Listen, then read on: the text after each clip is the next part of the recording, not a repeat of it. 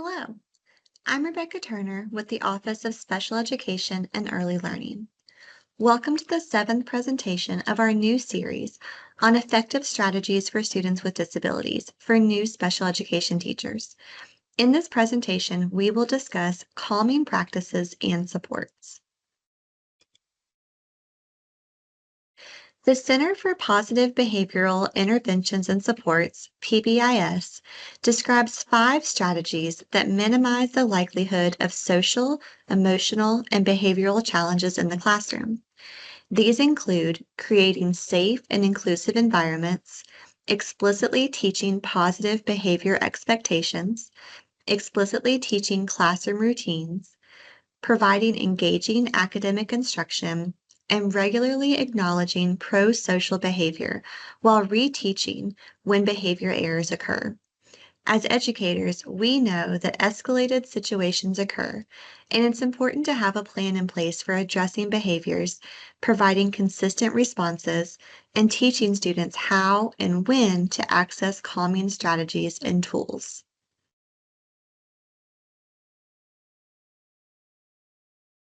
When first approaching an escalated situation, your priority is always student safety. That includes both the safety of the student currently in an escalated state, as well as the safety of the other students in the classroom. Next, regulate your own emotions first and model calmness. Third, offer choices and supports to the student. Today, we'll focus on those choices and supports and what this may look like. Teaching calming practices should occur at a time when the student is calm and is part of instruction. They should be paired with instruction on identifying emotions so that students are better able to describe how they feel and what supports they need.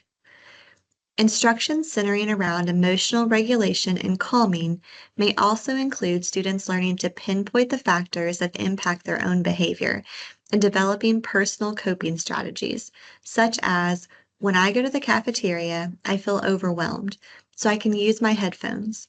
Or when my schedule changes, I feel anxious, so I can ask my teacher to write down a new schedule for me.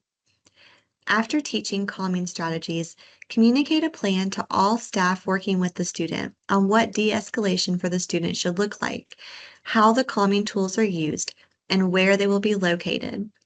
An escalated situation may become worse if the staff attempting to provide support are not consistent on the expectations.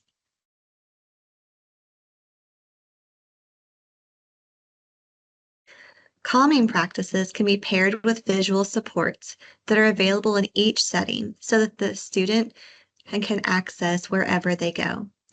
They can also be part of a traveling calm down kit, as we discussed in Module 3.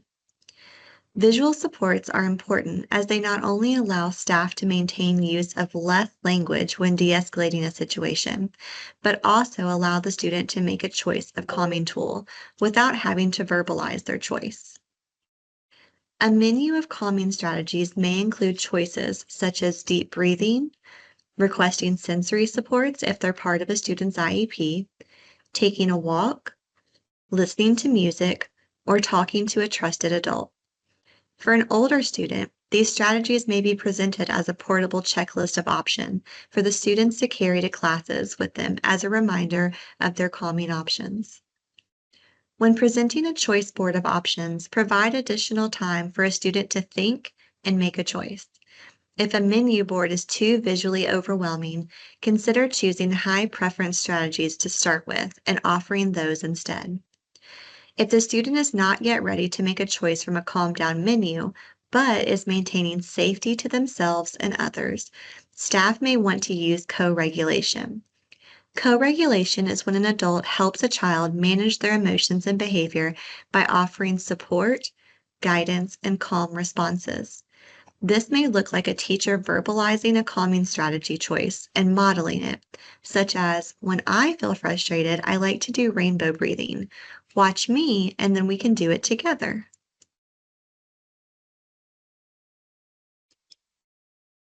As part of your data system, use data to track and monitor which calming supports a student is frequently choosing and what changes to their plan may need to be made. Be mindful of what is occurring before and after an escalated situation to determine if the calming strategies that are being presented are inadvertently reinforcing a behavior. For example, a student who gains adult attention by taking a walk with an adult after each escalation may need help finding more positive ways to gain adult attention, and alternative calming strategies that build independence may need to be taught. During a behavior crisis, a student may become overwhelmed and unable to regulate their emotions or actions. In these moments, it's important to stay calm, use few words, and avoid placing additional demands. Focus on maintaining a steady, supportive presence rather than addressing problems or correcting behavior in a moment of heightened emotions. While a reteach of behavior expectations may need to occur, this can happen later when the student is calm and no longer in crisis. Create a plan for recovery that includes focusing on the present, joining back into classroom routines, providing positive praise and feedback, and setting aside instructional time with the student to do debrief, reflect, and reteach behavior.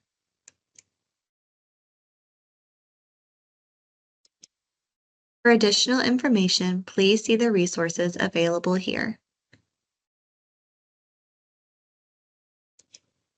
For any questions, please contact me, Rebecca Turner. I can be reached at 502-564-4970, extension 4164, or by email at rebecca.turner@education.ky.gov. Thank you for watching this presentation on calming practices.